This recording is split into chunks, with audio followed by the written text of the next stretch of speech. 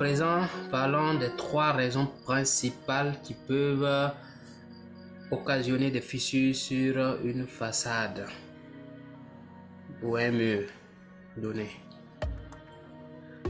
En première position, nous avons un sol instable.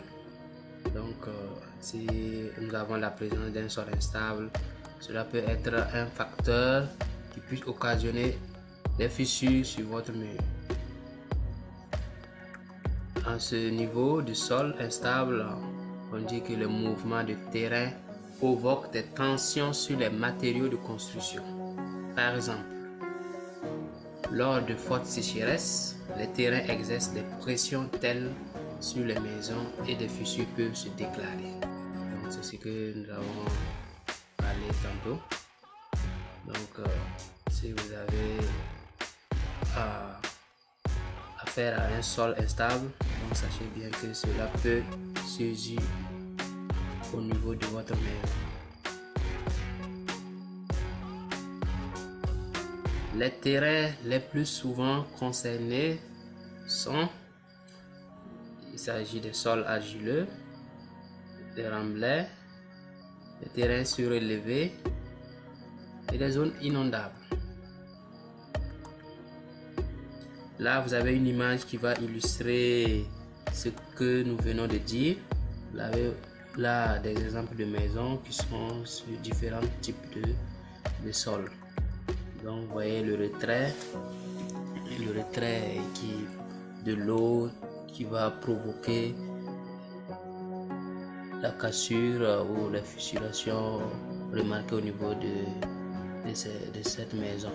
De l'autre côté, vous voyez le gonflement du sol qui va entraîner également ces différentes fissurations, voire même des débris de murs qui tombent.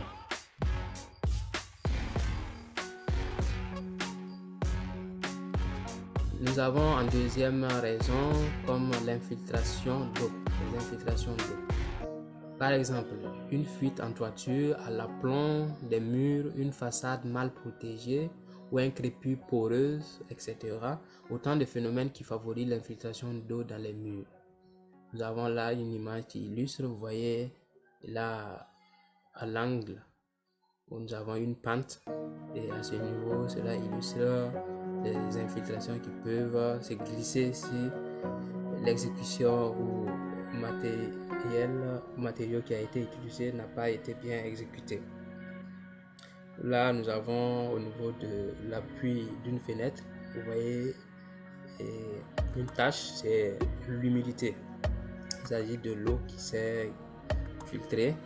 Donc tout ça, ça explique ce phénomène.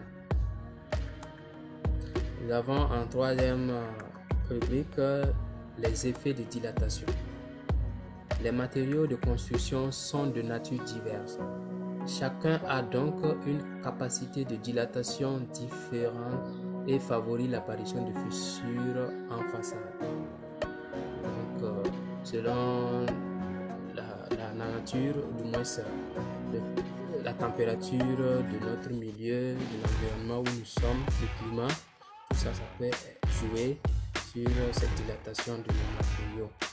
Que ce soit en milieu où il neige ou des milieux où il fait extrêmement chaud, donc ça peut être des facteurs qui peuvent jouer.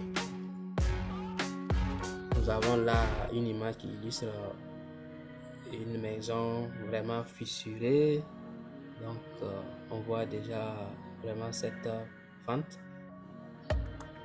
donc cela doit être corrigé.